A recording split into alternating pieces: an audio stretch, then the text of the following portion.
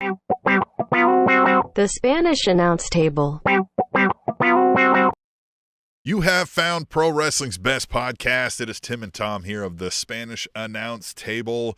Man, it's been a week. We've got a lot of things going on in life. It's been a week. But wrestling was also a week, if that's the best way to describe it. Right? We had a bunch of stuff we're going to talk about.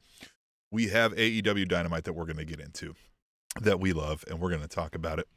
And we've got On This Day, where we take a trip in the Spanish Announce Time Machine, and we talk about things that happened on this day in pro wrestling history. And of course, we have our ongoing SpanishAnnounceTable.net, where you can subscribe and get all of our daily content. We have news each day. We have matches of the day. We have historical trips in the Spanish Announce Time Machine. We've got all kinds of stuff. We'd like you to go there and do that. But I feel like we got to address the elephant in the room here, Tom. An icon of the wrestling industry passed away you see him behind us here, Sheiky Baby, the Iron Sheik. And man, you've said before, when people do pro wrestling, right? When people who aren't pro wrestling everyday fans, when they do pro wrestling, right? When they're mimicking a pro wrestler, they're doing the Macho Man, right? You've always said that to me. They're doing the Macho Man. And I feel like Iron Sheik is one of those folks for heel. Or pro wrestling bad guy. If somebody's like just pretending to be generic pro wrestling bad guy, there's a lot of influence from the Iron Sheik. Yeah, that's 100%. And the interesting thing about Iron Sheik, especially to our age and maybe even a little younger or a little older, kind of that, I would say 30 to 45 age crowd. The Xenials, I guess you would say, is we're obviously familiar with his wrestling career, but we may be a little bit too young to actually remember the moments where Bob Backlund's manager throws in the towel and he becomes champion, losing to Hulk Hogan, and that's the genesis of Hulkamania. However, we know about his infamous rants on the Howard Stern show, all of his rants on Twitter, obviously his catchphrases of cameraman, zoom it, and so it's interesting that, to a certain age group, he is exactly what you said, the stereotypical prototype, benchmark of what a 80s foreign heel should be, sound like, and present themselves with. Obviously, he has the moments that will last forever, but then he's also transcended that after his wrestling career to just being utterly crazy at every moment. It felt like he knew the gimmick. I think I sent you this. You did the Hogan on Hogan. Yeah. Hogan on Howard Stern, where, he's like, I'll break your leg, Hogan, you jabroni and all that. And then Hogan's like, oh, you owe me money and all that. And he's like, all right, I love you. And then Sheik's like, I love you too. And it's just like, hey, okay. Well, because Hogan the whole time was like, he's just working the gimmick, man. He's like, everybody uses me to get over. Right. Like, and that's where Stern was even like, people are jealous of you being so great. And he's just like pointing to the phone as Sheik is reaming him like Sheik does, right? Like, just, you feel like he would do it in a manner where it felt like, and it was doing it here on this Howard Stern interview, where like, man, if I wasn't behind a phone right now, right, like that I would be clawing your, like it would be on site. We're never in the same room, right? Like, I'll get you next time, right? And so he's reaming him left and right, and Hogan's pointing that out, and he's like, no, but he's like, man, it's just a gimmick. And then, like you said, he's just like, all right, I love you, brother. And he's like, yeah, I love you too. Hogan was just like, see, like he felt vindicated, right? Like it just felt like, finally, he does like me, I promise you. And with Iron Sheik, obviously, he could just do that rant about anything. There's so many infamous stories of him going on rants against cartoon characters or NBA players who may be controversial, or baseball players, whatever it may be, politicians. He would just go on these rants. And I just thought it was awesome. The other moment I think of with Iron Sheik is, again, because I'm a little bit too young to remember his actual wrestling career. Sure. I actually remember him more as the manager for the heel Colonel Sergeant Mustafa. Slaughter. Yeah, that's what I actually remember him more as. But I don't think anyone can forget WrestleMania 17, the gimmick battle royal, where they had all of them, and he comes in there, and I think he won it. He did. We're not fact checking. Yeah, so he won that.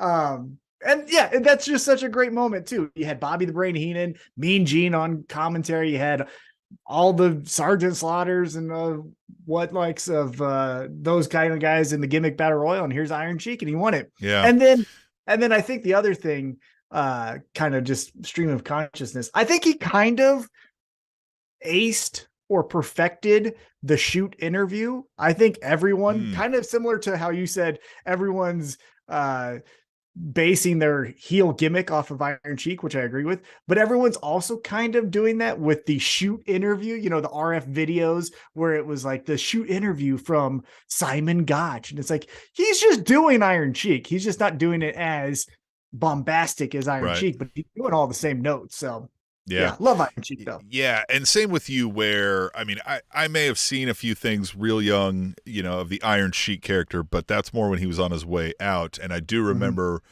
very well Colonel Mustafa, the Sergeant Slaughter gimmick. Like, that's when I was a young Hogan fan, right? That one really hit home.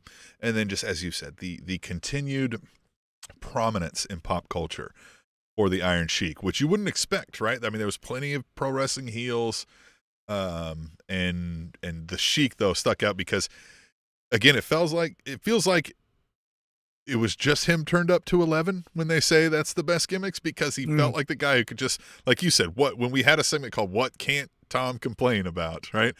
You give Iron Sheik anything to just run down, and you give him a microphone and go and leave for 30 minutes, and he'd still be reaming that thing out, and he was perfect at it, and he was funny doing it, but also in a way that made you not want to cheer for the heel, right? Like, he was so great at what he did, and his influence in sort of, you know, this genre will be missed, I'm sure.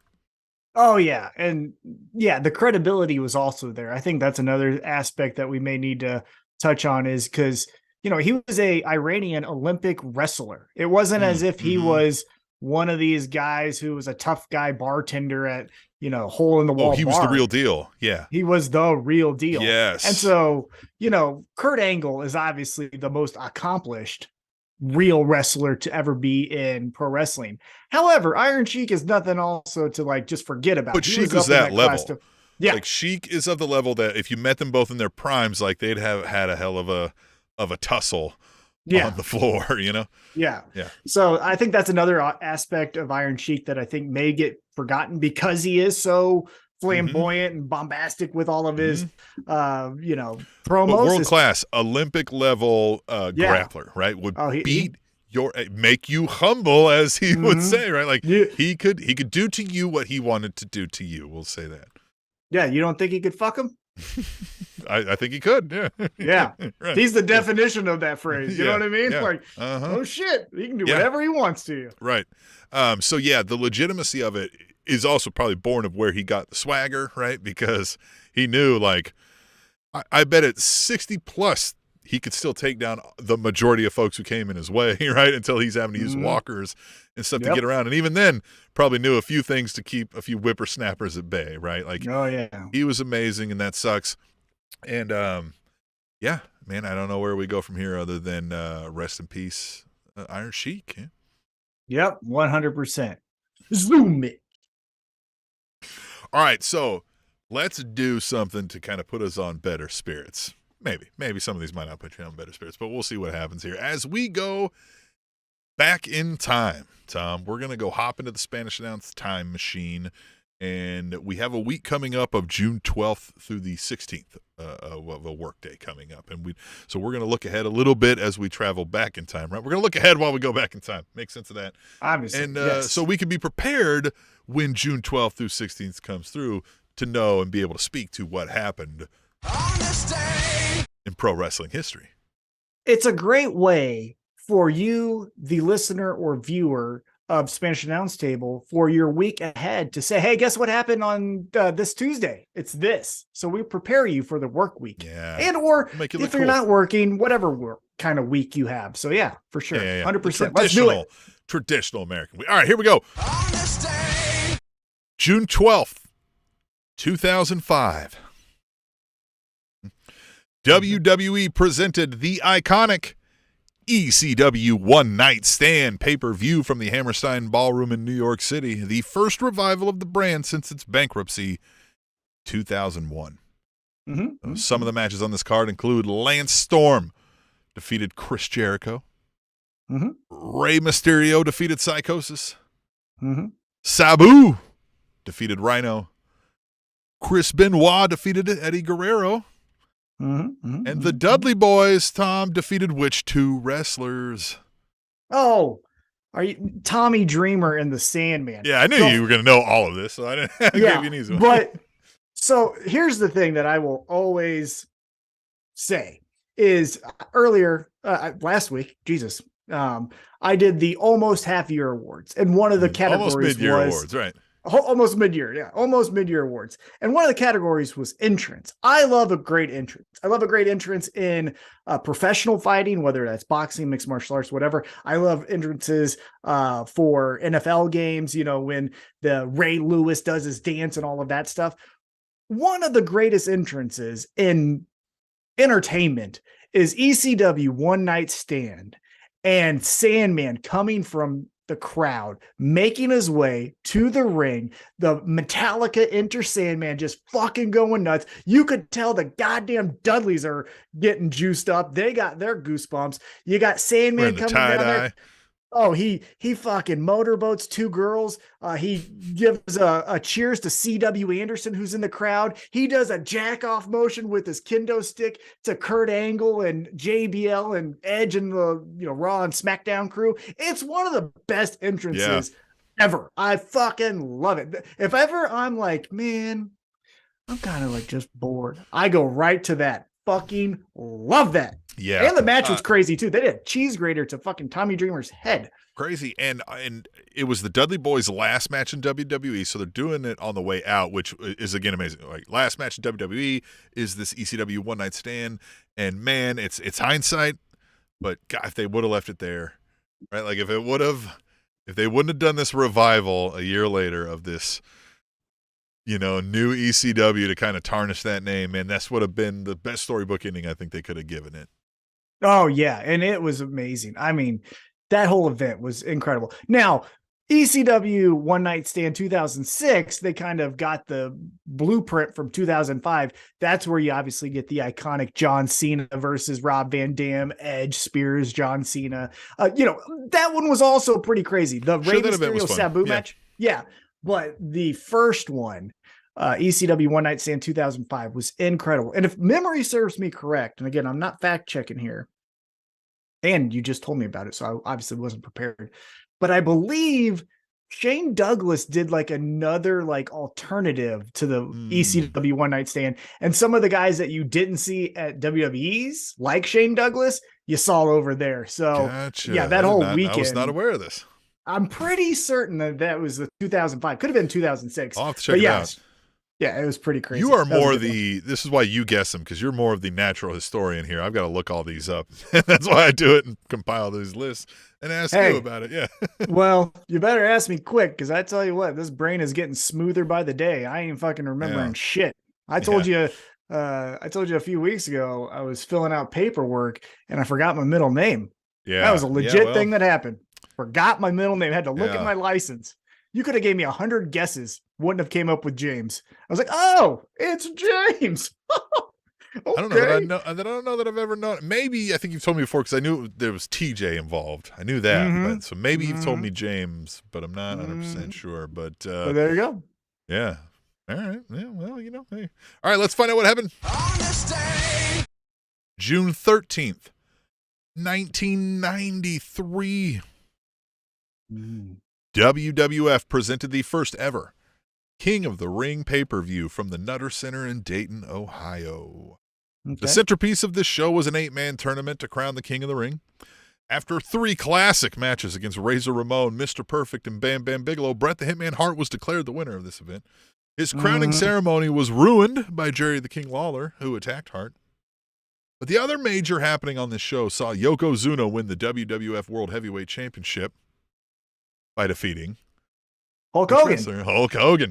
Yeah, now, the interesting thing here is this is Hogan's last televised match until 2002. And, boy, we know what happened in between here and there. WWE. Yes, WWE televised match, Yeah, because then he would go to do Thunder in Paradise, which fucking Thunder in Paradise, ruled. Right. That's all he would do, right? He would just do Thunder in Paradise, did an episode of Baywatch. You know what I mean? Just came back. How many Emmys did Thunder in Paradise win? I mean, all of them. Yeah. Yes. In this reality, he won all of them. I think he won an Oscar. I think he won an Oscar because they made it in a new movie. Well, remember with the spinoff of Lightning in Paradise? Yeah. And then Thunder in Paradise. Yeah, right. Tropical Storm. There was Tropical Storm. Right. Yeah. Mm-hmm. All of the Thunder in Paradise 2. Yep. Yeah. Then there was Rainstorm, the kids version, where it was just a rainstorm. There was in Paradise. Thunder Down Under in Paradise when they went to Australia. Obviously. Yep. Mm-hmm. Yeah. Yep. Yeah. Thunder Thighs in Paradise, where he had like a fat wife. I don't know. Yeah. That was when he went in his fat phase. Yeah, of course. Like Mac and Always Sunny. Yeah, it was like his Elvis ending. Yeah, of course. The 1993 was such a weird year because the thing that's interesting is if you go back and you listen to the interviews, even when he did his WrestleMania match with Sid, it was, hey, brother, I think I'm hanging it up. I think this is the end of the road for Hulk Hogan and Hulkamania. Right. And it's like, only if we knew. That shit was going to go till 2005, 2006. It's interesting. But 93, such a weird year, even in WCW, because WCW, you had the Vaders and the Ric Flairs and the Stings, and then Lex Luger was kind of like, is he cool? Is he not? And then you had Doom and the Steiner brothers. I think WCW holds up more in 93 than WWE, but in retrospect to me, like looking back again in hindsight, it always feels like, boy, that was a time where they were really throwing a lot of things at the wall, right? Trying a bunch of gimmicks to see what works. And I don't think anything did, partly because, there wasn't a whole lot of great things they were trying, but also I just don't think there wasn't like this. What worked for later than what came with the Attitude Era was that really captured a feeling of the times, if you will. And I don't think there was a whole lot of feeling of the times of 93, right? Like nobody's back like, remember the summer of 93? Like nobody's really, we talk about a late 80s sometimes, or we mention a like a late 90s, you know what I mean? But like, I just don't, I don't feel like there was anything going on that for anybody to connect to any of these wrestling characters. 100%. Yeah. Culturally speaking, the early 90s was the emerging of everything that would be later on in the 90s, right? Mm-hmm. So take, for example, sports. The thing that was happening in 93 was the emergence of Michael Jordan, right? It was his second title. That was when he was becoming this icon that by 96, 97, he's the greatest player of all time, right?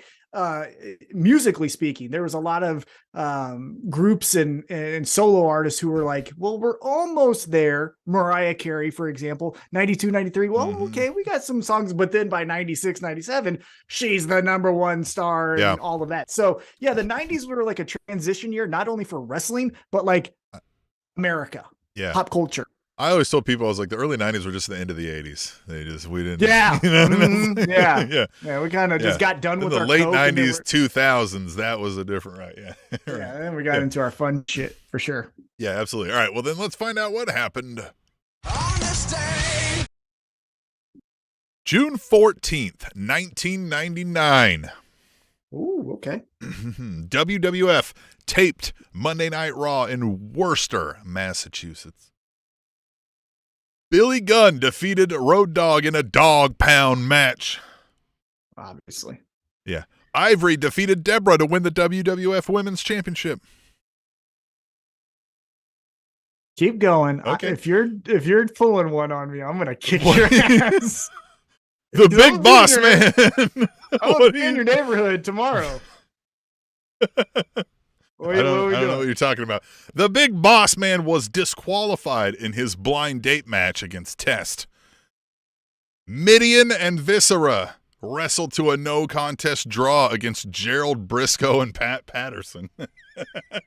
Tread lightly, Tim. Ken Shamrock won a straitjacket match against which wrestler? You motherfucker. I'm going to say Jeff Jarrett. It's Jeff Jarrett. You are great at this game. Shamrock wrestled an entire match in a straitjacket against Jeff Jarrett and won via submission. Yeah, of course. My God. Yeah, Jeff Jarrett, the great Jeff Jarrett. Yeah. Jesus Christ. Yeah. And then they were attempting to let Shamrock out afterwards, and Vince McMahon came and stole the key. And we see Shamrock chasing after McMahon in a straitjacket. Oh, that's Jeff great. Jarrett. I know you love Jeff Jarrett, so I know you want to see what he was doing. I was looking for him to win a title this week, and he didn't do it anytime this week in the history that I can find, which is odd. But this felt pretty on par. And I know you love Ken Shamrock. This is two of your favorite wrestlers. Yeah, well, I legit do. Here, Yeah. I mean, here is the Ken Shamrock right there. Like yeah, he's one of my favorites. Where's your Jeff Jarrett? I ain't got that motherfucker. Actually, you know what? I don't think they even have an action figure of Jeff Jarrett. You should get a Jeff Jarrett just so you can beat him up all the time. I got a Bret Hart for that reason. Got a Bret Hart for that there reason. There you go. You can get Sheiky, baby, camel clutching the Jeff Jarrett. Well, speaking of having Bret Hart just to beat him up, one of my most liked pictures, TMac_toy_wrestling, is me recreating Goldberg mule kicking Bret Hart in the face that ended his career. You were very proud of that one. I remember you were like, I'm going to do this. And I was like, okay. And you're like, I might have to get wires involved, but I'm going to do this. Nope. I'm a no wires photographer. I like though that you were like, I'm going to get this done. I'm going to find a way. It took a while to balance that shit. That was hard. I bet. Yeah, that was fun. Yeah, but I should get a Jeff Jarrett for that reason. Fuck him. Absolutely. You could draw fucking like a penis on his face, and who wouldn't? Right. Who wouldn't? All right. Well, it gets better. June 15th, 2009 on WWF Monday Night Raw in Charlotte, North Carolina. Okay. Vince McMahon would make an announcement that was received so poorly that it caused WWE shares to plummet overnight and throughout the week until WWE clarified publicly that McMahon's announcement was only part of a storyline and not real. What was McMahon's announcement? He died. It was the explosion. Oh, close. Oh, it's not? This would have been better. He announced that he had sold the company to Donald Trump. This was the battle of the billionaires and all that. Yes. Shit. Yeah. And stocks dropped like $1 overnight and kept dropping over the week. They had to come out and be like, hey, guys, it's a TV show. Like they had to publicly make announcements that this is crazy. A storyline, guys. Yeah. And crazy that confidence in the company after a guy like Donald Trump takes over wouldn't skyrocket the fucking, all the shit. you mean they were scared that he would absolutely fuck everything up? Yeah, what a shock. Yeah, what's that guy up to today? I think I saw he was in the news today. Yeah, I heard he's racist. Yeah. All right. Yeah. Yeah, something happened to him in the news today, right? Probably winning. Probably winning. All right, always in the always. Yeah, let's find out what happened. June 16th, 2013. Oh, Theo in the chat here said, man, I miss Deborah. Okay. Yeah. That's all right. Okay. Yeah. All right. Let me reset on this one. June 16th, 2013, WWE Payback was held in Chicago. Yeah, again, 2013 WWE. Oh, yeah. Curtis Axel defeated Wade Barrett and The Miz in a triple threat to win the Intercontinental Championship. Is this the one where he won it he only won it one time, didn't he? Is this the one where he won it on the day his dad won it? And they were all like, oh, Mr. Perfect's kid, right? Didn't he? He did that, right? He won it one of the days his dad won it. I don't know if that was this. Where did you say where this took place? Chicago. Oh, Chicago. Okay. Because I remember Curtis Axel with Paul Heyman, and he was Intercontinental Champion there. So maybe that was anyhow. Okay. But anyway, right. Continue. Yeah. AJ Lee defeated Caitlyn to win the WWE's Divas Championship and would hold that title for almost 300 days, which was then a record. Okay. Well, AJ Lee, good wrestler. Yep. Mm-hmm. Dean Ambrose, I don't know who that guy is, defeated Caitlyn defeated Kane by countout to retain the United States Championship. You see how I was confused there? They're right over each other. Yeah. Right. Kane, Caitlyn, same thing. Yeah, Kane, yeah. Alberto Del Rio defeated Dolph Ziggler to win the World Heavyweight Championship. What a time. Okay. All right. Mm-hmm. The Shield members Roman Reigns and Seth Rollins defeated Team RK No of Randy Orton and Daniel Bryan to retain the WWE Tag Team Championship. John Cena defeated Ryback 2-1 in a 3 Stages of Hell match to retain the WWE Championship. So, Tom, what were the 3 individual stages of this 3 Stages of Hell match? This is the hard one, right? I gave you a bunch of softballs to get you this. Yeah. Match 1, don't turn the channel. Match 2, tell me what the fuck they're doing. And match 3, can you make it to the end? Well, match 3 is feed me less. All right. Well, I guess you're not going to get. Okay. All right. Stage 1. I'll give you this. Ryback won the first one. Okay, so a hardcore. I don't know what they're going to call it, but like a street fight, hardcore. Almost. This one was a lumberjack match. I don't know who the lumberjacks were, but he wins a lumberjack match, which is interesting. Usually, lumberjack matches are heel is escaping, so you leave there, but that's not John Cena. Anyway, okay. Unless they said all the heels are lumberjacks. Oh, it's all heels, maybe. Yes, so they're going to give him the fucking how's your father? Yeah. All right, so stage 2, which is Cena's first win in a 2-1 victory, is a bit closer to a hardcore match like you'd mentioned. I'm going to say Extreme Rules. Tables match. Okay. Cena puts Ryback through a table. And then the third one is a submission. Oh, close. But if you'll remember when we were in Kansas City and Ryback comes out and he's making this claim of being a big main eventer, do you remember how he did so? Showed up through the side on a big ambulance, and we got our ambulance match, which Cena won. So, for reference, WWE thinks hell is 3 stages of a bunch of dudes, some tables in the second stage, and then an ambulance for the third. The American healthcare system. Really? Yeah, that's true. It is quite the hellscape. What the fuck with this bill? Somebody get me out of here. I wasn't even that hurt. I could have drove myself. All right. So, thankfully, that's what was happening in pro wrestling.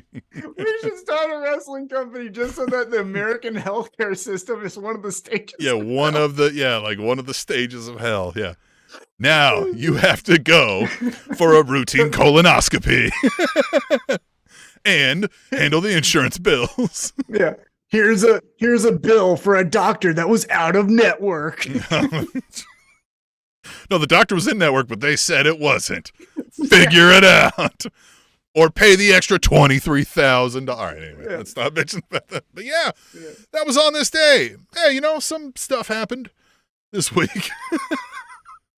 We had Trump. We had Jeff Jarrett. We had 3 stages of hell. Really vigorous, just hard hell. No. You broke your arm, but your insurance company says it doesn't follow their policy. Yeah. How do you go from there? Yeah. Yeah, because then the hell is like the weeks after the match. Yes. So they're like, I don't know how to fucking, I need to wrestle 3 times this week. And you're like, what? Like, do you understand this bill that I got? Yeah. How much you get paid for this match directly relies on how well you do all this paperwork. And by the way, you're going to have to make a lot of phone calls. Yeah. Who's your emergency contact? Because you run alone. Oh, my God. And then they're going to tell you everything's fixed and everything will be fine, but you're going to get a bill next month and they don't remember anything about it. No notes. Who's that doctor? Oh, huh? But you owe money. Yeah. Yeah, but we keep making billions of dollars. All right, so Tom, AEW Dynamite was last night. This is Thursday for anybody listening back on the podcast. And if you're listening back on the podcast, we love you. We are glad you're here. And we appreciate you. We want you to know, however, we do this live on Thursday nights about exactly on the dot. No mistakes, 7:15-ish. Right then. Right then, and we do it Thursday nights. And that's, again, U.S. Central Time Zone, the one true time zone, home of the Kansas City Chiefs Super Bowl champions. That's for Theo in the chat. But join us, and you can chat with us live like Theo is doing here, and we love that. You can also use hashtag tweet the table throughout the week if you can't join us live on Got Twitter. A couple of those. We're at Table Show. We got a couple of those that we'll read as we discuss this AEW Dynamite. So, Tom, you usually lead us on this journey through the AEW Dynamite. Yeah, let's do it. So last night took place in Colorado, which is an interesting spot in America to do a wrestling show, because I feel like Colorado, the state of Colorado, is almost everything America. You have all aspects of extremists and right down the middle in the state of Colorado, weather-wise and people. And so this was an interesting one, and it kicked off with the title match. And it kind of feels like, remember when mid-90s WCW Nitro, like right when they started really cooking with the NWO, that kind of 96, 97, I guess late 90s, and every Nitro started with the cruiserweights? Well, every AEW Dynamite is starting with Orange Cassidy. It sure is. And that's fine by me. I like it.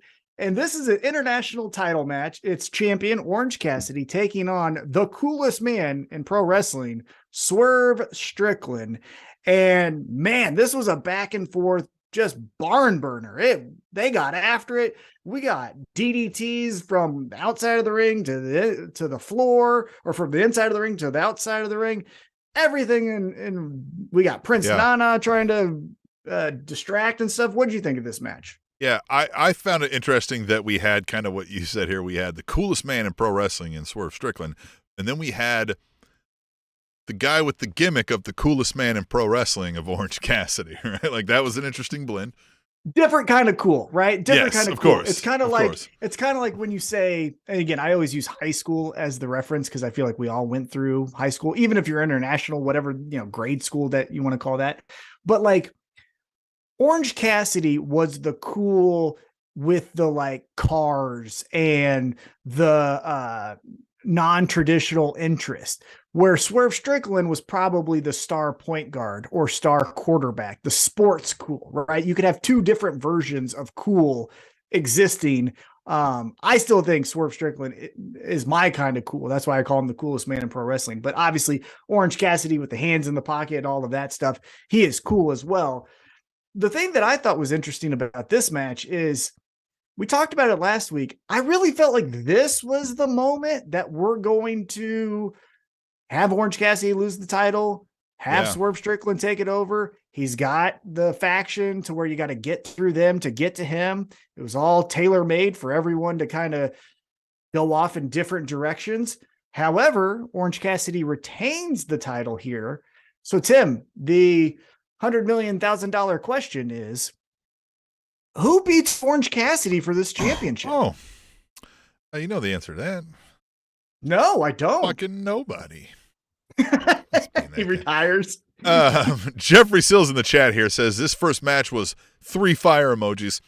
I love Orange Cassidy, but we need to, and I believe it says strap up Swerve here, but it's blocked by this like thing where I can pick like a heart emoji or a whatever. Yeah. So, but I think that's what it says, right? But we need to strap up. On my side, I see that. There's an odd placement for this little thing that they put in the way, and now I can't read this chat. Fucking YouTube. Get your game together. Get your shit together. All right.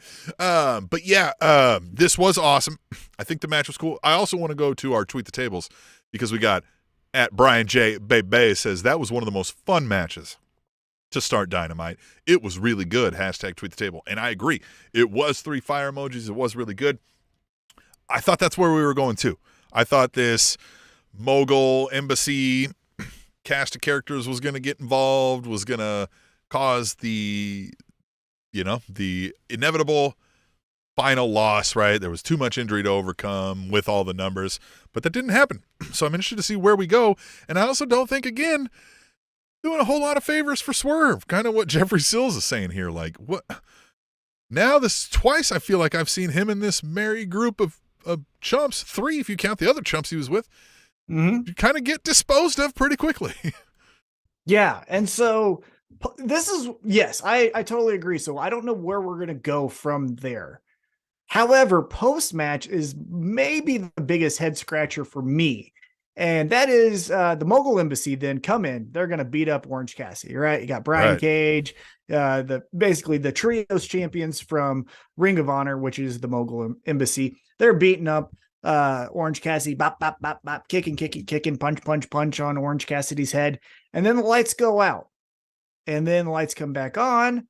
the Mogul Embassy actually looks smart because they got out of the ring. So They got credit out of to there, them yep. for at least they didn't get beat up more, right? Right. But Sting Didn't wait and around to see what was going on, right? Yeah. Exactly. I always hate that. But Sting and Darby Allin come in for the save. And Tim, I'll pose this question to you because we would see them in the next segment. Where the hell were the best friends?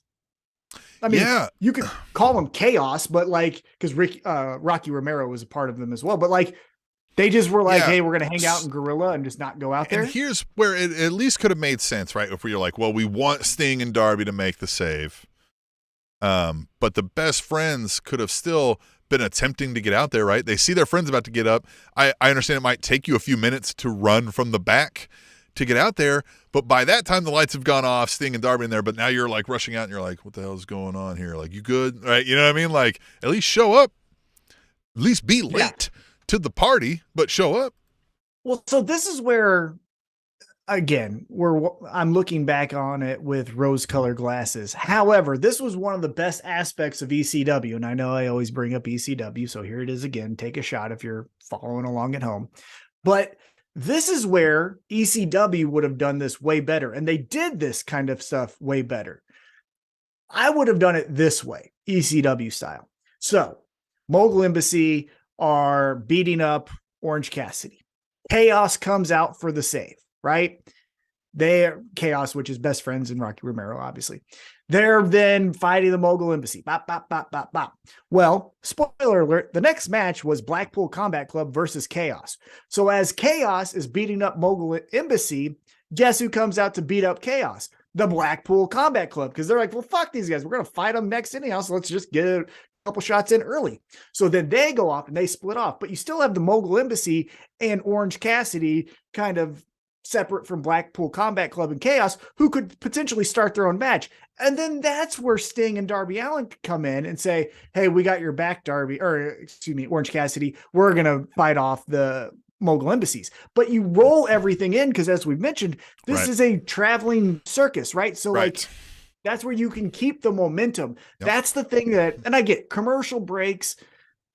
ECW didn't necessarily have to fight that, right? Because it was all pre-taped, so they could kind of chop it up how they wanted to after the fact. But make me go like, what the hell? What is Blackpool Combat Club doing up there fighting with the Mogul Embassy? Are they a group now? Who knows? And then we come back from commercial break, and then they've separated off, and okay, I can put two and two together. But that's where Chaos coming out would make sense because it's Orange Cassidy. So didn't make any sense. And so Jeffrey Seal says, Sting and Darby make the save because Swerve and Darby have history together from the Pacific Northwest in Defy. Oh, yeah.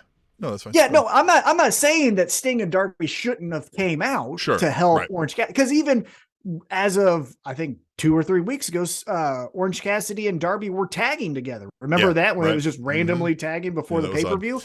Yeah. So I get that like they would be cool, but the coolest of people with Orange Cassidy, as we're led to believe, is the best friends. The best friends. Like such Chaos. And it also doesn't make sense. We've known the best friends to be quick on that jump. They're not the calmest, most reserved character. They brought a chainsaw to a match. So why wouldn't they have been out here at the first jump of some problems, right? They are the type that like, they'll start the bar fight because they think you're about to get in one. You know what I mean? Like they're not trying to help you out of the bar fight. They're trying to help you win the impending bar fight, right? Yeah, I don't know. Jeffrey Sills also says the story is still being told.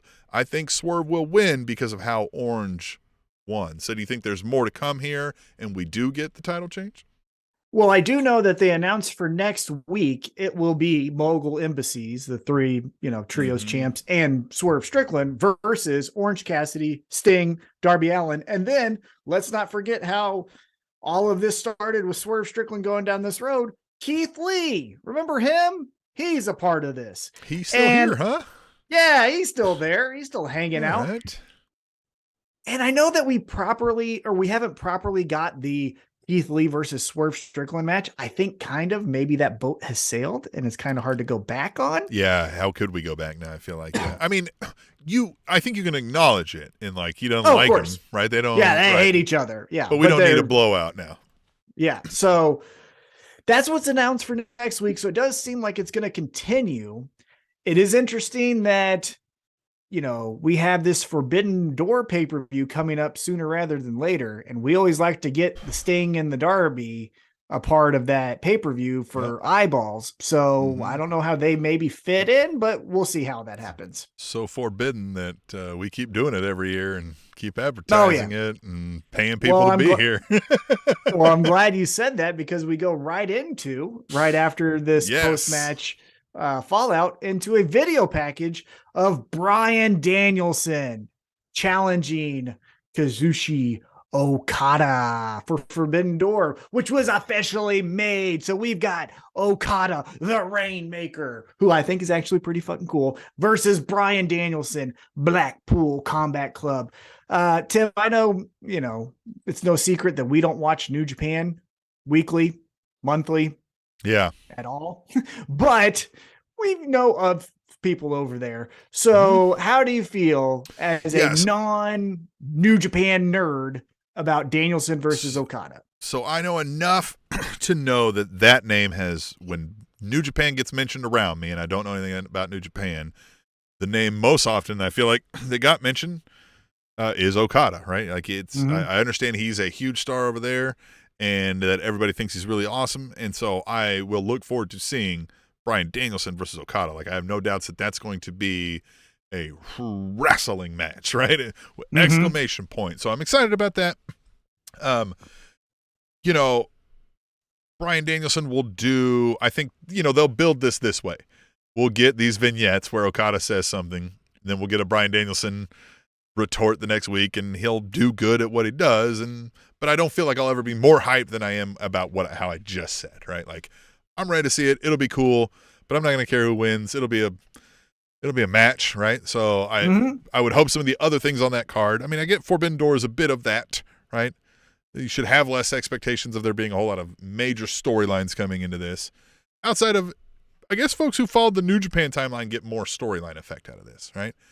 Yeah. So after that video package, one of the things that Excalibur did a really good job of informing non-New Japan nerds of Okada's connection to Danielson specifically in this regard is that Chaos, which is the Best Friends and Rocky Romero combination, is led by Okada in New Japan. So here is Bryan Danielson led, like, let's say what we obviously kind of know. It looks to be that Bryan Danielson is the one leading this group now. Right. Bryan Danielson's led Blackpool Combat Club against Okada's led Chaos in a 6-man tag that we would get next. So at least they're connecting some parts here as far as, well, why would they even have beef? Well, these guys, their friends are fighting, so now they got to fight, right? One of those things.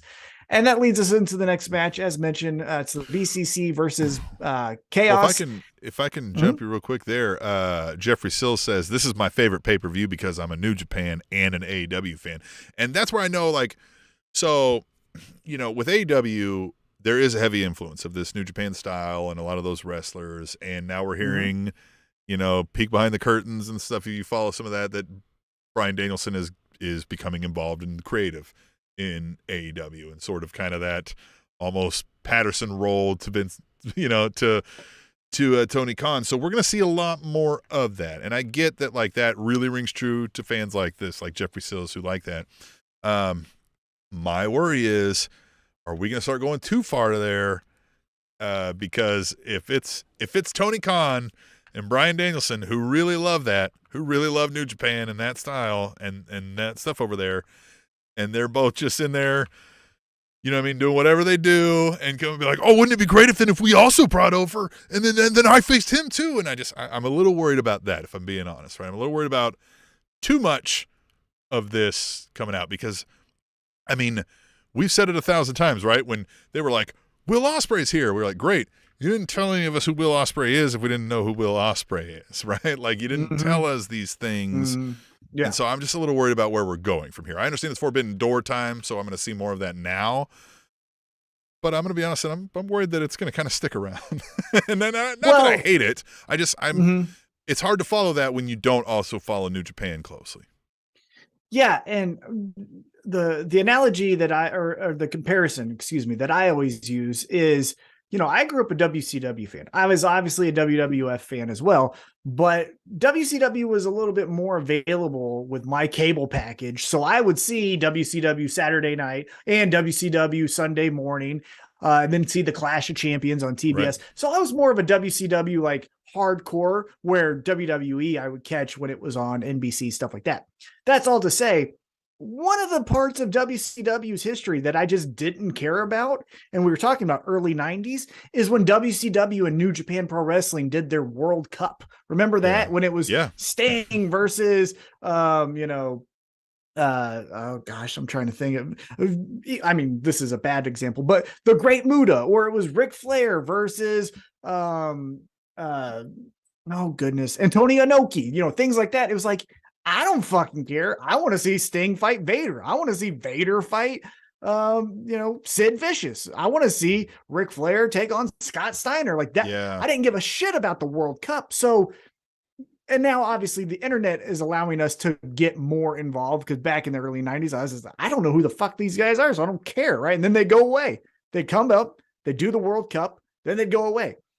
Obviously I can follow these gentlemen and women if I want to, but I don't want to. Like, I want stories. And so, so to me, I'm not interested. All of this kind of thing, it feels, like the concept of dream matches, right? Everybody's like, oh, the dream matches we'll get out of things like this, right?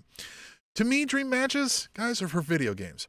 I want the dream storylines, right? Like, I always, why the Monday Night Wars were great was because you could envision that, like, what we were all looking forward to with the invasion aisle of this, like, well, what would happen, right? I don't care. Like, I don't want to know, like, oh, I just want to see AJ Styles versus, Omos or whatever the things are. Like, I need you to tell me, like, if I could get Hangman versus this person over there, what is the dream 3-month storyline to get me to care about that match, right? Like, that's where I'm worried about. Like, Forbidden Door's cool. Like, I'll be like, that's great because it is for these folks, right, who like that. Yeah, of course. But if we keep moving forward with a heavier influence, which does feel like it's somewhat picked up, of just these folks coming over more often or being involved, or we're getting Bullet Club stuff, like, I think they got to slow down a little bit, because, man, none of us know what that is, and it takes a while to build some of that, why it was cool over there, right? Like, there's decades-long work been done over there to get those folks over there. It hasn't happened here. And I get that, like, yes, you have fans over here who watch that, and you're hoping to capture some of that, right, when you bring them over here, because they're going to love it. The rest of us, they're not just over because we hear that they're, like we mentioned, I hear Okada, and I understand he's a big deal. But if he walked through the doors when I happen to be at Raw, I'm not going to be like, oh, my God, Okada's here. I'm just going to be like, oh, that guy? Neat. Yeah, neat. Right. Right. Like, that's all it amounts to me, at least. And I know everybody's different, so. Yeah, and to piggyback off that just a little bit, and we'll get back into our Dynamite recap, and we'll answer Jeffrey Sill's question in the chat as well.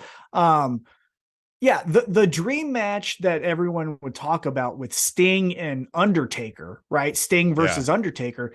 I never cared about the match, right? Yeah, I the didn't match think would about, suck, like, probably. Well, the match would be fine, right? Yeah, it would just happen. But I was thinking about the spookiness, right? Undertaker, does his Hellfire and Brimstone. Yeah, and Sting follows down from the rafters. Like, the story is what the coolest part was with that, not the match. Obviously, it would be cool to know who would win, but, like, the story is the coolest part of that. So yeah, but that's where we disconnect, because I think some of these people, the reason they like these people, the people they think are cool, is because of their matches, for whatever reason, right? Because they, you know what I mean? Well, there are certain wrestlers. And it might be because those people haven't told a good story that they've ever seen. Anyway, well, I mean, look, there are certain wrestlers where the match is their gimmick. Walter, for example, is the smack you through the fucking chest. Ishii is the Stone Pitbull who will fucking just Yokozuna was the squash you in 14 ways. Yeah, exactly. Yeah. So there were Suplex City, like Brock Lesnar. Yeah. So all that's long-winded way of saying Forbidden Doors coming up. And the Blackpool Combat Club versus Chaos happens on Dynamite last night.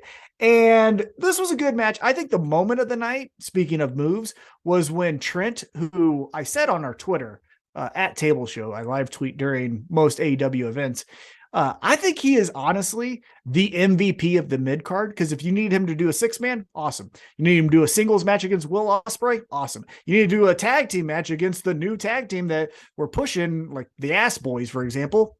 He's good there with Chuck, right? But the move of the night was when he did the backflip off the turnbuckle to the outside, and Claudio fucking uppercut his jaw into the 5th row. That was badass. Yeah, that was.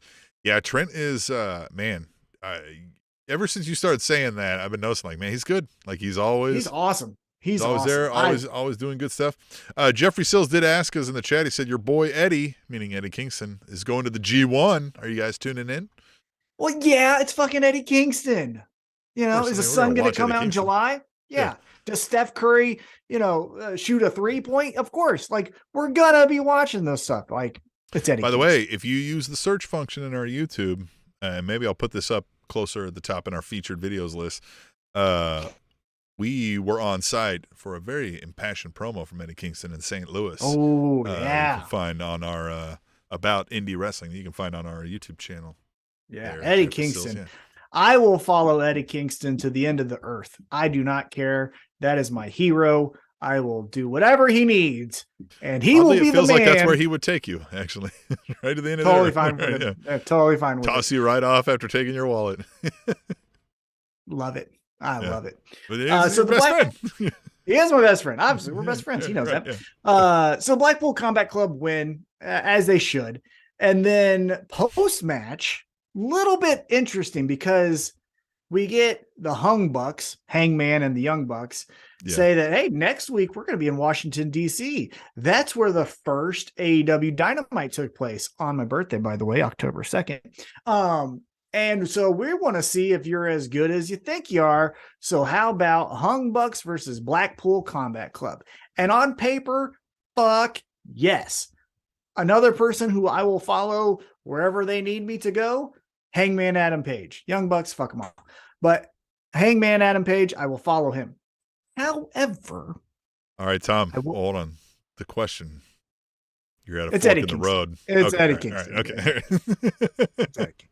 Okay. I ain't listening to goddamn country music. But the thing that's interesting is, on paper, that's awesome.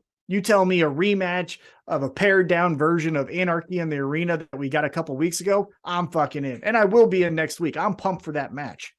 However, after Anarchy in the Arena, the Blackpool Combat Club, who won, now again through some shenanigans, but who won, showed up the next week, and we're like, we're fucking people up.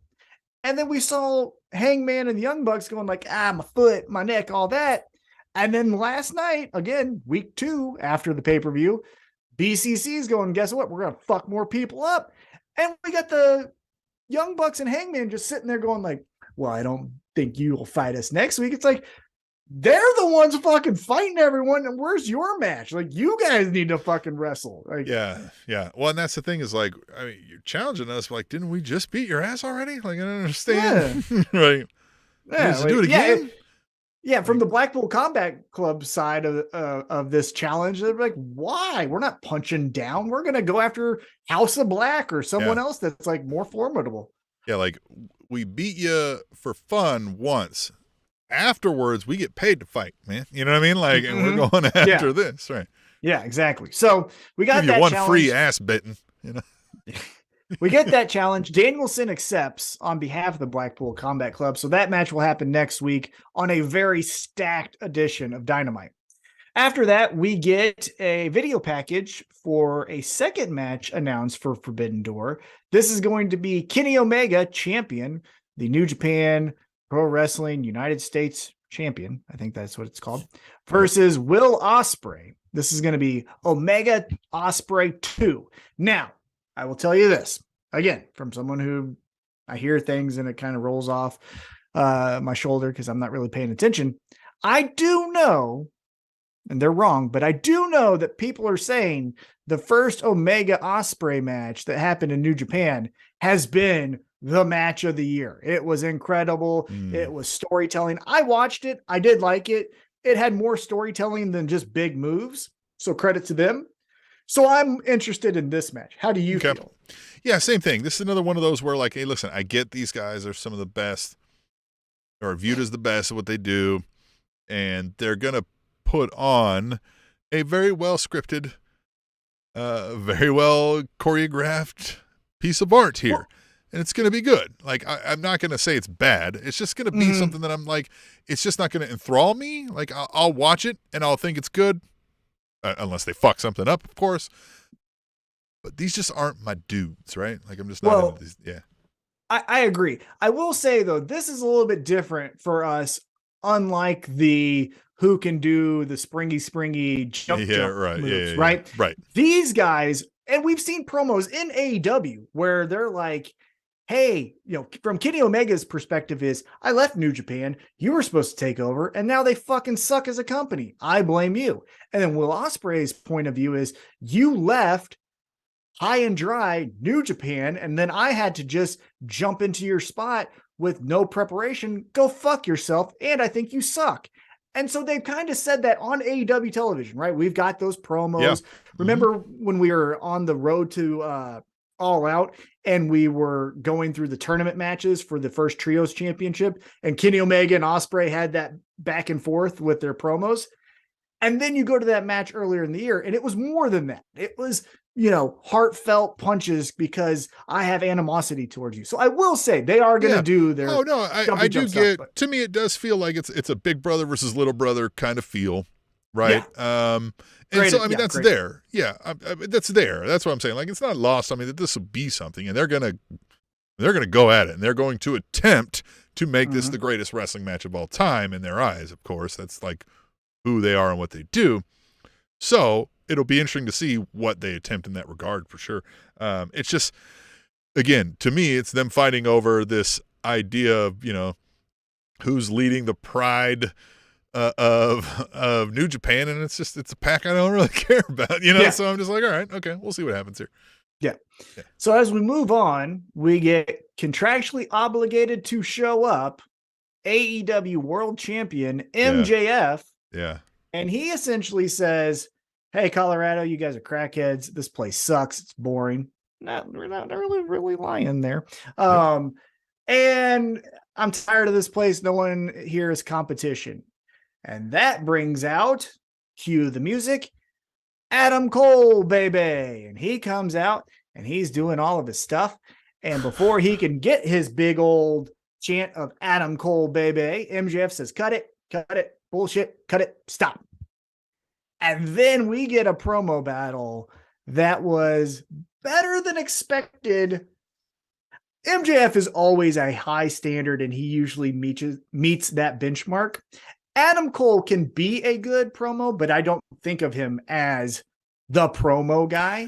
I don't think of him as cutting a guy down this way, right? Like, a lot of his promos were that I've seen good. I mean, again, I haven't seen a lot of his independent promos before NXT, right, and that thing. But when he was doing that Undisputed Era, a lot of those promos are good of like, hey, we're the fucking best. This, like, everybody's behind, like, and we're going to beat your ass. Like, that stuff is all, like, he does that all very well. But this, like, and correct me if I'm wrong, I didn't see everything he did in NXT. But I didn't get this, idea that, like, he's the guy who's, like, individually picking out a singular dude, cutting him down based on personality traits and or tactics, etc. Right? Like, he was never that dude who was like does what MJF does, right? Can individually destroy you. And so this was unique in that he did pull some of that out here, and I thought it was really good, right? And it made me feel more about an Adam Cole match outcome than Adam Cole has in a long time. Well, and that's what MJF essentially said, right? Is he said, and there was an Instagram post to back this up I saw on social media, that 8 years ago, MJF said he's studying the greats, and it was 4 pictures, and it was Jericho, Adam Cole, and then Chris Candido, and I can't remember the fourth person. And so there is some validity to what he was saying here. Yeah, Dana Brooke. No, but there was some validity to what he was saying is, hey, after CM Punk left me, I look to you, like you and Jericho, where he didn't say Jericho, but he like how he said that, though, after CM Punk up and left me. He didn't say, like, he left me. Yeah. Exactly. Yeah. And so he talked about how, man, you were the coolest shit. And he kind of was, right?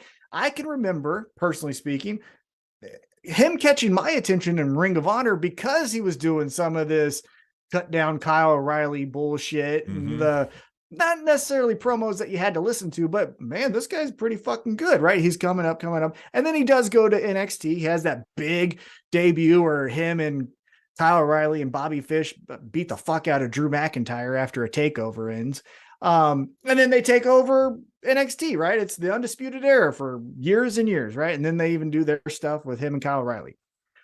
But then MJF comes to the second part of his promo where he goes, and then you come here, and what the fuck is this? Like, what happened? Yeah. What is this? Yeah. And I think, if not to say we're going to pile on, however, I think Tim and I's criticism of Adam Cole since coming to AEW is a lot, maybe not as harsh, but is a lot of what MJF said with, what the hell is this? So, okay, so, the frailty aside, I think as Jeffrey Sills says here in the chat, he's talking about his frailness, and that's been a thing. People talked about, boy, Adam Cole got off the WWE diet, and MJF kind of loosely references that, and we get the, like, you want to piss in a cup line that he gives him about, you know what I mean? Yeah, but you're getting jacked too, right? Adam Cole says to MJF. Yeah, Adam right, Cole said correct, to MJF. Right, yeah. And so, like, that aside, right? Okay, so, I've tried to push that aside. Like, listen, if Adam Cole doesn't want to juice, Adam Cole doesn't want to juice his body, right? And we've, heard, he's going through mental health struggles, so I never really wanted to disparage him over stuff like that. But, yeah, the aura of the coolest guy in the room, dick swinging down below his knees, swagged out, everybody wanting to be him, right? Like fighting girls off with the stick. Adam Cole does not exist in AEW and hasn't since day one. That persona and aura does not come across the screen with this guy that we're getting here. Now, a little bit different last night, but I wouldn't even say even that aura wasn't there, right? This was just a different, like, Adam Cole's finally pissed, right? And ready to take shit. But, like, this is viciousness. This is backed into a corner verbally. How do I get out of it? Well, I'm going to cut you down with some insults. Yeah, cool guy Adam Cole ain't here, baby. Cool can be defined a million different ways. But I think traditionally speaking, what we were saying is in WWE, NXT specifically, he was the, like you said, his big dick Adam. He was the guy. Well, but like the early Fast and Furious cools, right? Remember like Fast and Furious 1, 2, and 3 when like it was still okay to like the movies and then they jumped the shark? Like that cool. And then he came over to AEW, and again, you can like what you like, but it became, hey guys, check out my Twitch. We're going to be watching and playing Super Mario Brothers. And it's like, what the fuck is that? Yeah. So, and hear me out. Yeah. Cool is a subjective term, like you said, and can be defined many ways. What somebody will say, like, that's a cool guy, or I like that person, he's cool, is completely different. But most people have a really good consensus agreement on what the cool guy is defined as, right? The cool guy in the room, you may say, oh, you like video games? I like that. That's cool. But you don't say the cool guy in the room is necessarily, you know what I mean? Like, the guy who likes the video game. You get what I mean? Like, that's, I wish there was maybe a different term, and there probably is. There's probably a bunch of terms. We're old. We're not hip to the street. But yeah, he doesn't come across as like the guy everybody wants to be and the guy the girls want to be with and that sort of thing. And I think what I would argue, what I think I don't like about Adam Cole and AEW is this.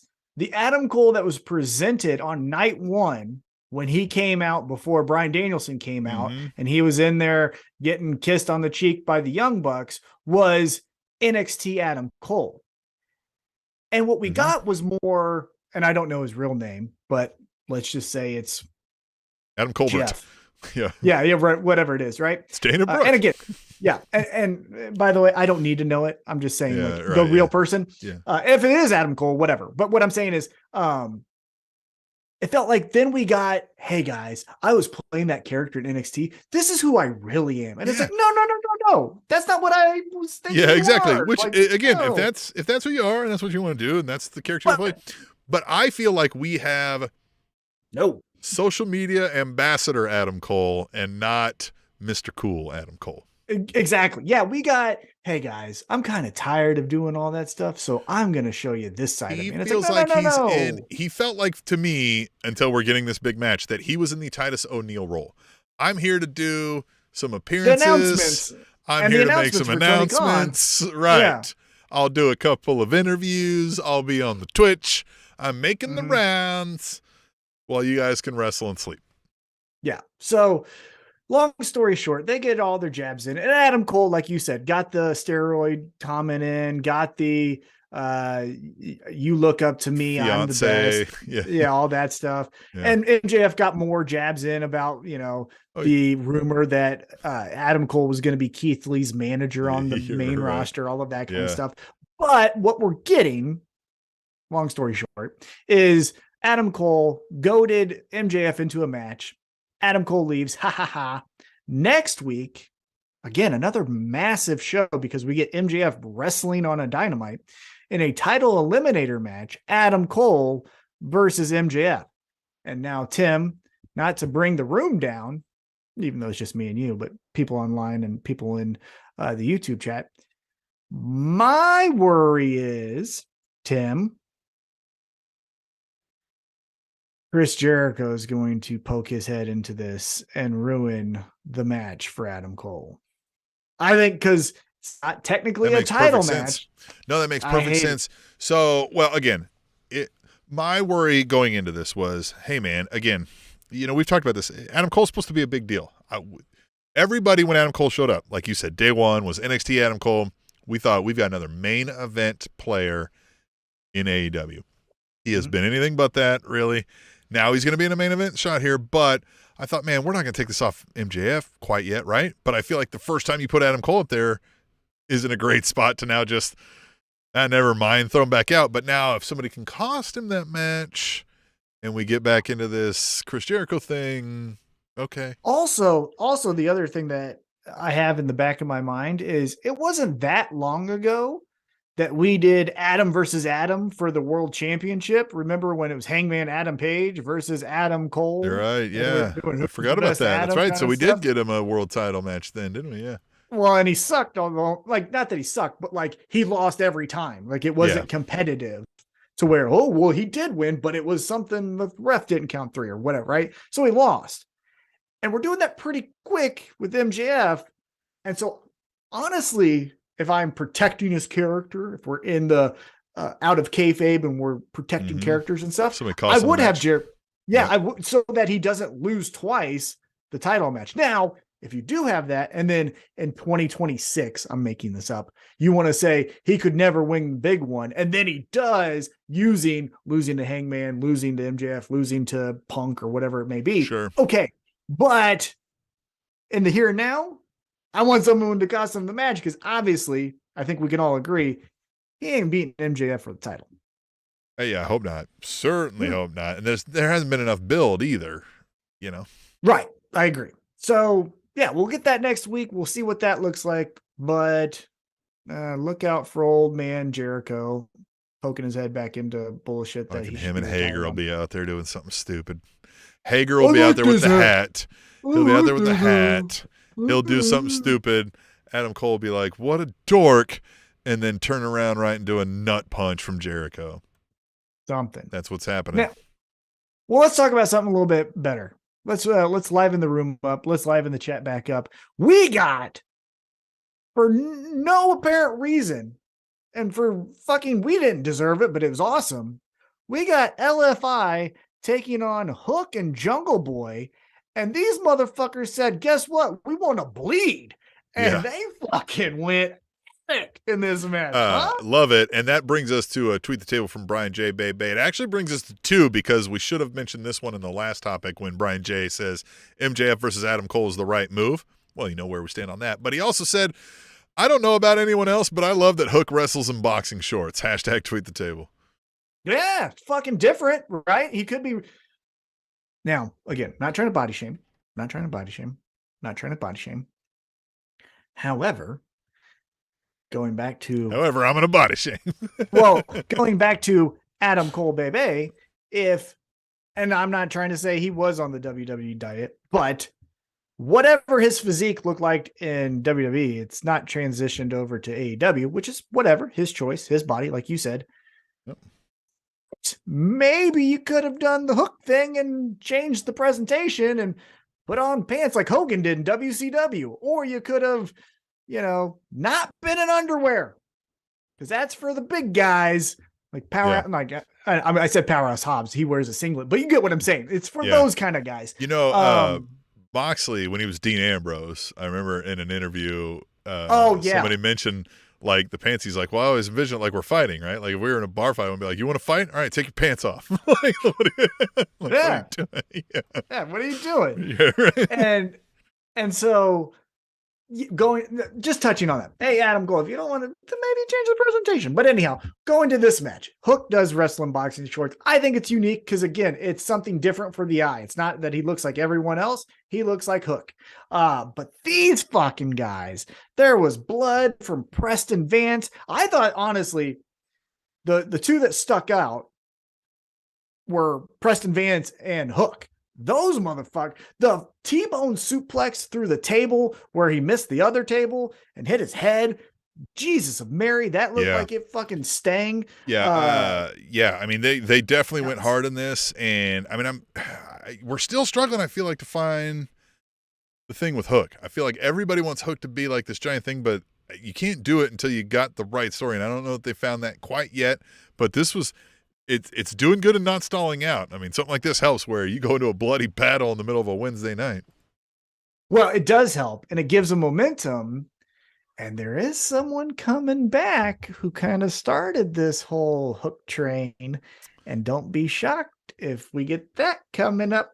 I'm just saying, you get CM Punk calling out Hook again, you'll get that Hook momentum right back. Because that's how it all started, right? Send Hook. That's good. I thought you were talking about Danhausen. Well, Danhausen, he's injured, but but a CM Punk needs a collision match because we're losing ratings because Saturday night's a piece of shit night to compete with UFC and other pay-per-view type events. Yeah. Makes sense to me. Jeffrey Sill says Preston Vance was doing his best Moxley impersonation. And he was. Yeah, he was. And also, as I was kind of doing a little bit of prep work for this, because again, I don't like to, but I do sometimes. This match was under 10 minutes. We got a lot of living done in under 10 minutes. Yeah, a lot of wham bam. Lives. Thank you, man. Yeah, we got a lot of different lives that were lived in under 10 minutes for these four guys. Now, the match was only 10 minutes, but it took 3 years off their life. You know what I mean? Exactly. Yeah. Now let's talk about. Again, I'm kind of going on a roller coaster with everyone here. Let's talk about the bad side of this match. Hook and Jungle Boy win. That's awesome. They look cool. They're young. They're good looking. They're going to be fine. Yeah. But we just came from a pay-per-view that said the 4 pillars of AEW. And we've got Darby Allin in a tag with Sting again. We've got Jungle Boy in a tag match, yeah.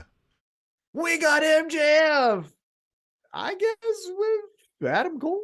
Yeah. And we don't have Sammy Guevara. So, like, man, we're going, and then just fell off a fucking cliff with these 4 guys. Yeah, it just... To me, again, the pillars thing, this idea that they did this 4 pillars storyline came a little too late. Because when we named them the 4 pillars, they were much more prominent in what they were doing, right? And kind of where their positioning was on the card. And since we've done this, kind of AEW has exploded even further, and they've kind of settled back down on the card. Now, if you're going to say, well, they're the future, so yeah, maybe they'll get there. Okay, but like you would think that you would be grooming them and putting them in better positions at least, right? There may be some up and down, but this feels like, I mean, to be in a world heavyweight title match a week ago, and then you're in a tag match with, and 2 other guys that I forgot existed. You know what I mean? Yeah. Like it just, And so, that's the crappy part. Because again, if you go back to WWE, for example, when Rock and Triple H were on the come up, they were doing ladder matches for the IC championship. You know what I mean? At SummerSlam. Give one of these guys a faction? right? Like, well, I don't know. Sammy kind of is in a faction, right? He's supposed yeah, I to know, be in but that's what I mean. Like, one of these guys ought to lead a faction. lead a faction I wouldn't hate. Yeah. Hey guys, I've been pegged as the future. So if you want to get there with me, follow me to this. Jungle Boy's tired of everybody fucking talking about, you know what I mean? And he gets pissed and he's like, I'm not a fucking pretty boy. I'm not just an idiot. You know what I mean? Like, I'm fuck this Jungle Boy thing. You guys made me call that. Fuck you, Jack Perry. And spoiler alert. You know? Spoiler alert. I think that's where we're going sooner rather than later with Hook and Jungle Boy. I think Jungle Boy says, fuck this shit. That's where we get the next thing for Hook. And then the next thing for Jungle Boy is I think Jungle Boy's turning on him. But that's just what I think. Let's keep it moving. So after that amazing match, just that we didn't deserve, which was so cool, we get Tony Khan. I didn't. I don't know about you. Yeah. No, I didn't. I'm I didn't know. Great guy over here lately. Lately. Very recently. I tell you what, there's recently. Yeah. There's been some phone calls. And not for long. I mean, yeah. There's been some phone calls I've been on recently that I was not a good person and said some things that fuck them, United Healthcare, you pieces of shit. Yeah. Anyhow, I might have lost my job today in a quick response to somebody cutting me off and realized, oh, that guy can fire me. I better not. Better not say that. Anyhow, in his fairness, he was telling me not to cut him off, and he was cutting me. So I was like, all right, yeah, fuck it. Yeah. Let's keep it going. So Tony Khan in a fucking promo where he blinked. I counted it. He blinked more than 3 times. Good job, Tony. Right. Getting better. Hey. Only took him 9 minutes, but he got there. Hey, you know what? You got to give some credit. You know, you can't rip them and then never give the credit. It's an improvement. It is a step up, right? It increases. So he announces the main event for the first ever AEW Collision in Chicago. And it is Jay White, The Rock is Hard, Juice Robinson, and the fucking king of this shit, Samoa Joe, which, why the fuck? Anyhow, we'll get to our fallout from this, versus CM Punk and FTR. So, Tim, let's now get into that. Jay White, Juice Robinson, Samoa Joe versus CM Punk and FTR. Your thoughts? My thoughts are in the chat here, where How to Be a Business Analyst here says that dude deserved it, and he may or may not have been around in that meeting. Probably wanted to say something similar of his own right. May or may not have been, hypothetically, possibly. And by the way, if you're wanting to know how to be a business analyst, I know a guy. You can follow these tutorial videos. He said he'd been cutting everybody off. Yeah. So anyway, this main event announcement. Man, this Collision feels like we're heading into WCW Thunder territory with this thing. I'm hoping for a little bit of a sail to avoid the iceberg, if you will, a little bit of a lean, but it was like, we're going to get this thing on, we're going to get a second show. It was like, great, Saturday nights. Like, okay, right? And it was like, and we're going to do, CM Punk. And I was like, all right, well, that'll help maybe, but like, I don't really want to watch that guy. And then they're like, but we might have to have split rosters because some of these guys are still in a legal battle. And it was like, all right, so now what? And it's like, all right, well, but we're going to announce CM Punk and we're just going to exhibition match with him and FTR against two guys he hasn't been feuding with, and Samoa Joe, who he does have history. It's just a really weird amalgamation of things that I just I'm not looking forward to any of it now. And I thought I would be really looking forward to all of this.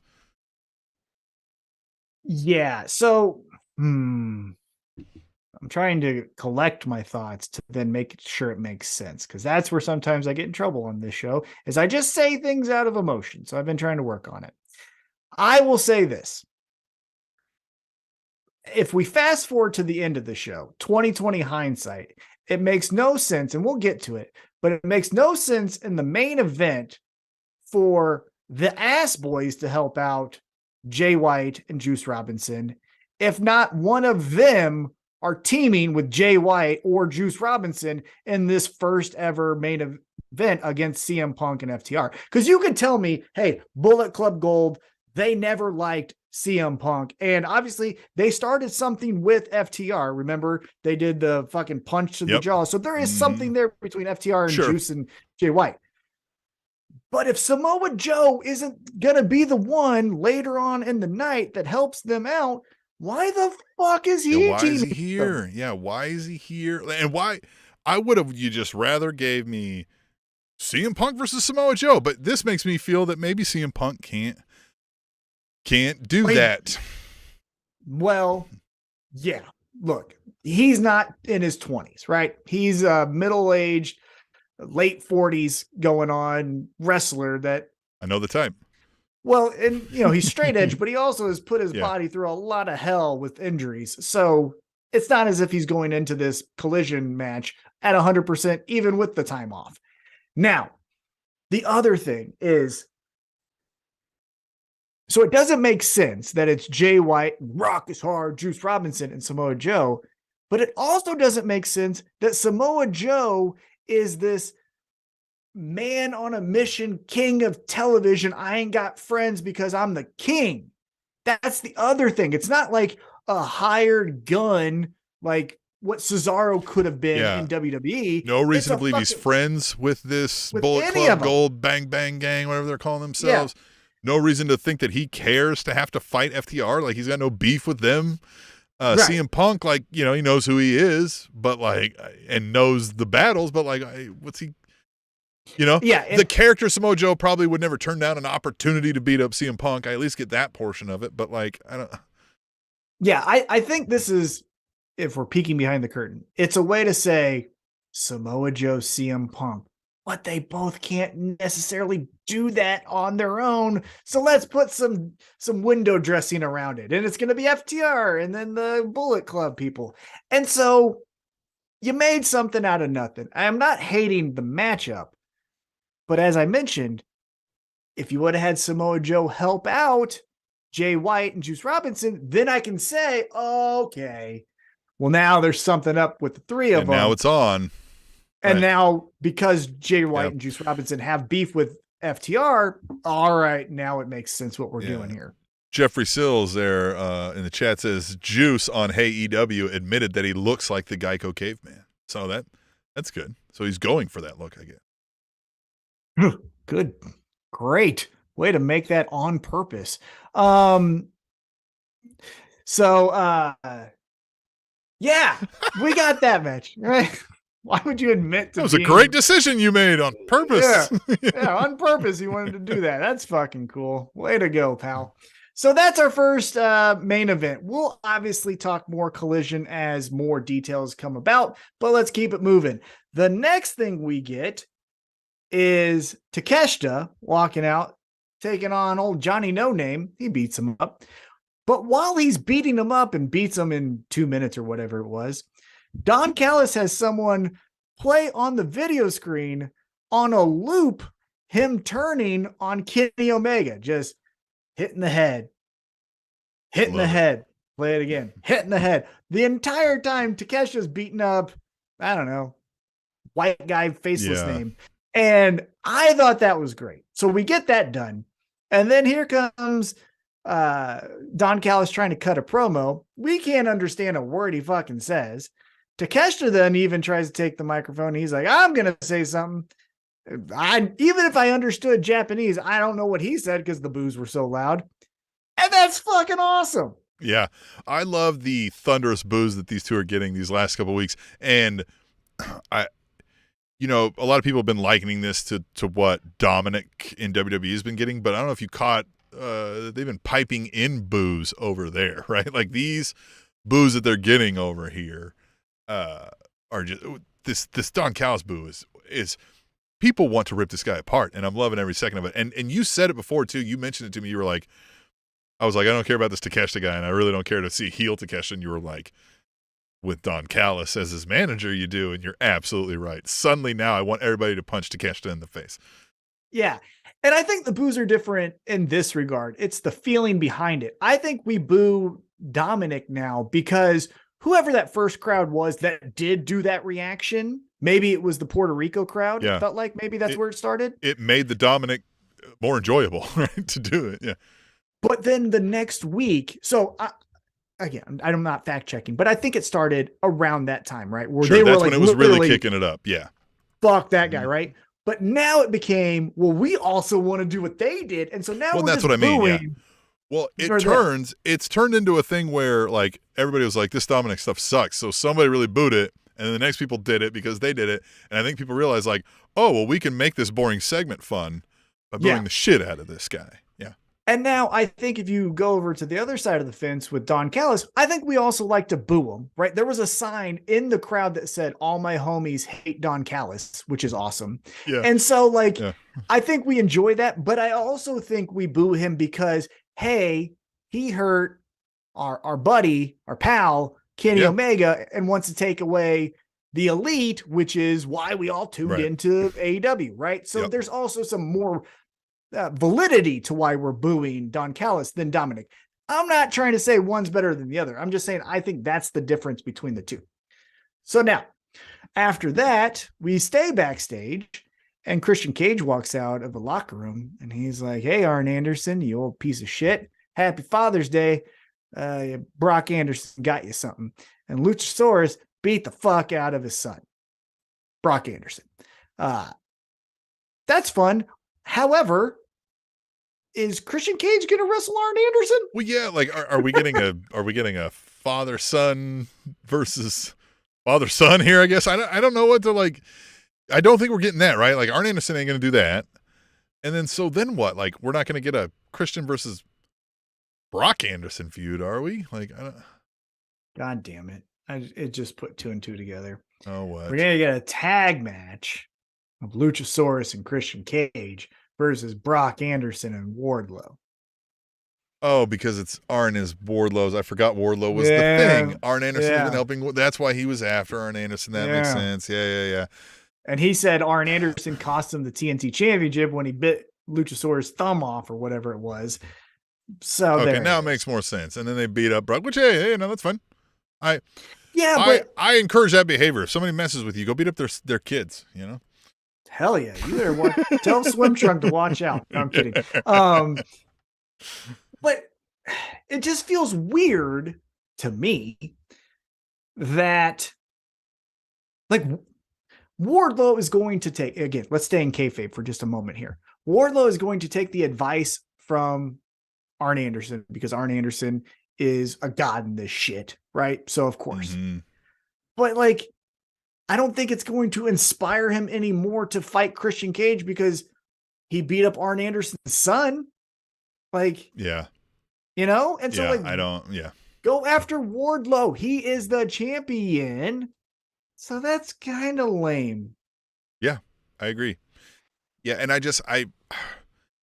know, the match, as you mentioned, Wardlow in their match at the pay-per-view had, went all out, right? And did more than we thought Wardlow was going to give us. But that didn't make me want to start asking us to run this back. The story was god-awful the whole way leading up there. I don't want to see more of it. Yeah, Wardlow, we've said it, and I don't want to beat a dead horse here, but you got to change something up, homie. Yeah. But someone who changed something up a little bit and is fucking killing it and actually making me interested in a new hobby, which I'm probably not going to follow through on, but it's still cool. The next matchup, TBS title match, Chris Statlander, who's doing all this sign language, which is fucking awesome. And I don't even know why, unless she was deaf or has a deaf relative or something. I don't know, but it's fucking something that catches my eye. Took on Anna Jay, who, side note, after she got done with the spooky girl from House of Black, doesn't have any more eye problems. Kind of keep some continuity there. I know that you don't need to keep it forever, but let's say, oh, now I'm better. Right? Anyhow, that's splitting hairs. But Chris Statlander versus Anna Jay, they kick some ass. What did you think? Yeah, I mean, I was excited with the Chris Statlander win and the getting the title off of Jade Cargill. Mm-hmm. But I didn't slow down to think about what happens next. Well, we know what happens next. And now we know what happens next. What? Well, so as we saw after Chris Statlander won, Ty Valkyrie is like, I'm upset because I did all the work. Right. So we're going to get that. Yeah, I get it. And that's what I'm saying. But like, and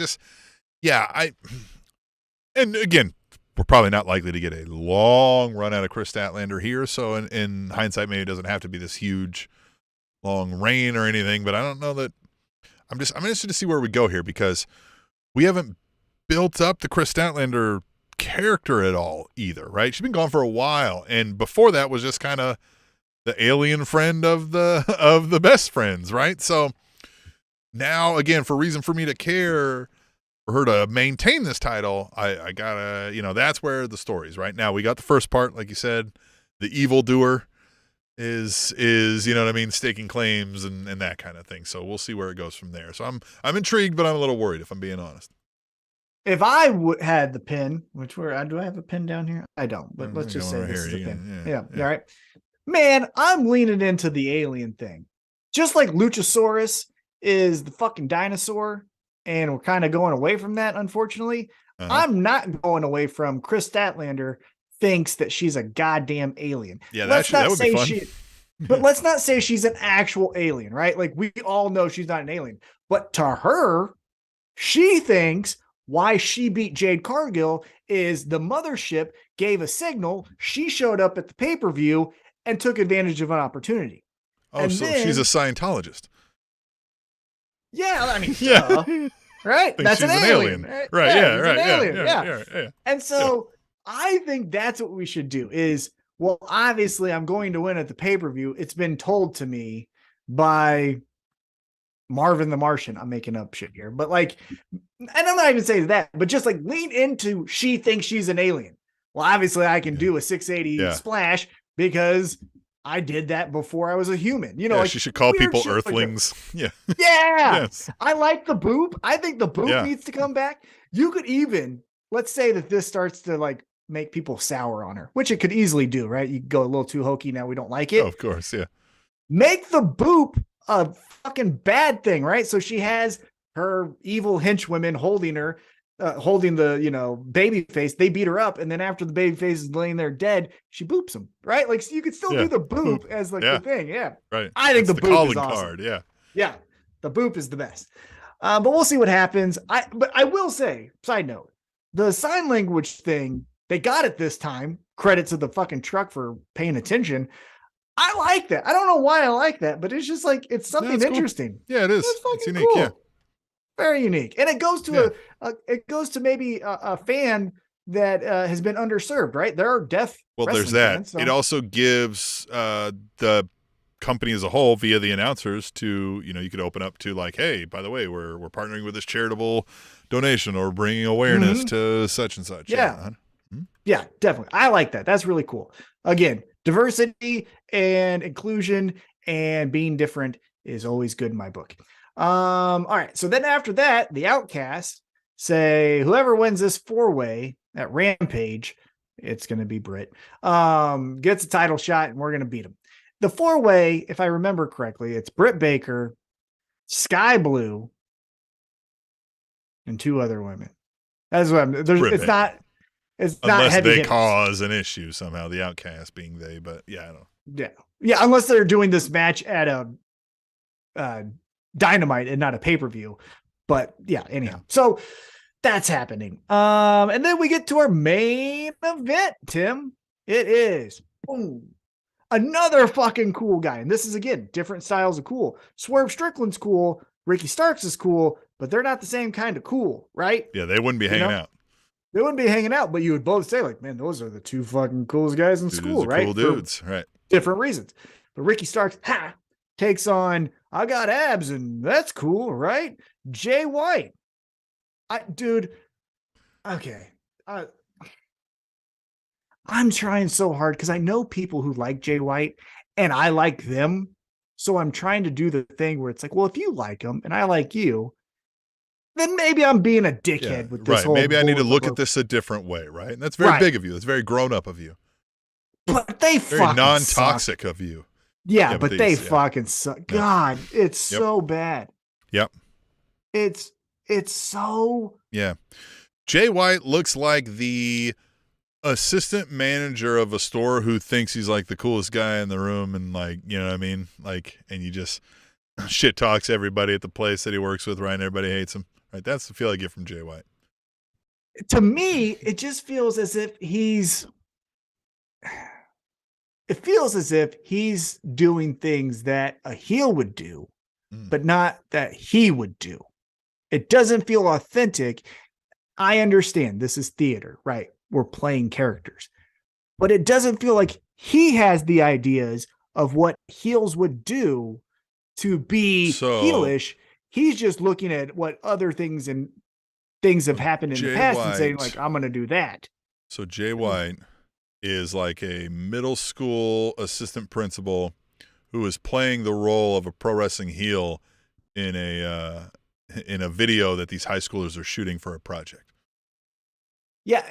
I mean, it feels like he's a substitute. It feels like he's an understudy for the person who should be playing this role who has COVID. Yes.